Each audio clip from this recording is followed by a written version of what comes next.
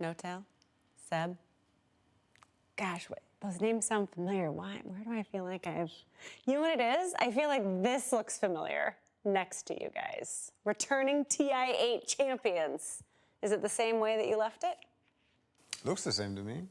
Yeah. Maybe there's a few changes on the back. I hope there better be. It's missing also a couple of people around it. Last time I saw it, it was like... Oh, yeah. Yeah.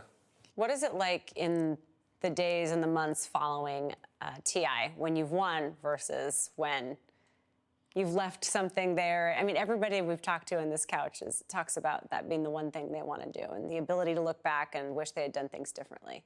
What is it like to not have that?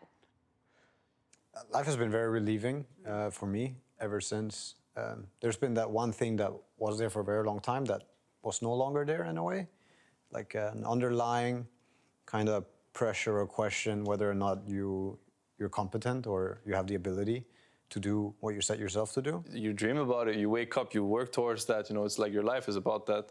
Once you actually do it, it becomes harder to go for it because it's not as obvious. You have to, it has to come within yourself. Like you have to kind of craft it. You know, this fire, this motivation, and you know the people that are gonna go up against you, right? You know how bloodthirsty they are. You're like, nothing's gonna stop them. Nothing is stopping them. If you're on the way, well, you better get out of the way before it's too late. What made you decide to handle Anna taking a break and a leave the way that you did, which was to be pretty open about what was going on? And also, you didn't seem that concerned about what that meant for your longevity as a team. Dota asks for a lot of time. It asks for all your time, more or less. And if somebody doesn't want to spend their time doing something, well, everybody should have the freedom to do what they want. And yeah, we set ourselves this crazy goal of winning the international. So once that's achieved, what do you want to do? And then, well, a lot of us wanted to play right away. And Anna decided that he's not ready to play. Like, he, again, wanted to self-reflect, spend some time at home. And that was that. And how meaningful is it to be able to come and play TI and play in front of a different audience with it being in Shanghai and in China for the first time? There's so many things about this TI that are different from last year's. It's a new audience. We're a different team, probably. I mean, we grew. We're going to play against 17 different teams that are very good at the game. The Chinese audience I've always admired how the fervor, like they're going to root for the teams that they're going to decide to root for, and it's most likely going to be the Chinese teams.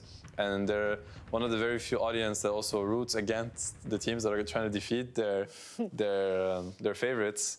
And it's rough sometimes. It gets rough. I remember my first tournaments in China. Sometimes it was overwhelming. It was getting to me. I was like, wow, but they're actually chanting against me or they're booing me, or it has happened. Not always, but it happens. It's part of it. It's competition, right? I mean, let's say we had a tournament in France and this would happen. I would be like, yeah, they're cheering up, you know, cheering me up. TI in France, yeah, that's not going to happen. I need to get over that. One day, man, one day. We just keep the game alive long enough. Yeah. Maybe all the other nations will fall and France will be the last one standing. Maybe. And then you'll get your TI. Boy, that got dark. Doesn't need to be a world war for it to be held. No, but we're just talking about the feasibility of an OTI happening in France. We're just going through options, you know, nothing more. That's about the only option that we have. Yeah. Is there anything else that you want to add to fans of OG and fans of Dota? Just in general, just about where we are right now, sitting here getting ready for TI9.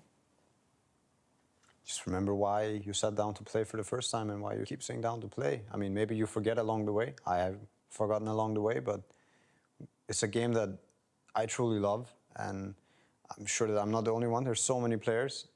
Just the good parts again. Focus on the positivity, enjoy the games, enjoy your teammates. Don't queue for the next game if you're in a bad mood and you know it's going to be a bad game. Queue if you're looking for the fun, if you're looking for something good, if you're looking for that nice game or nice experience. And that doesn't mean winning. Some of the best games are still spent losing. And yeah, some people get caught up in that as well. Play for fun. Have fun. Enjoy it. Thank you, guys. Yeah, you're welcome. You're welcome.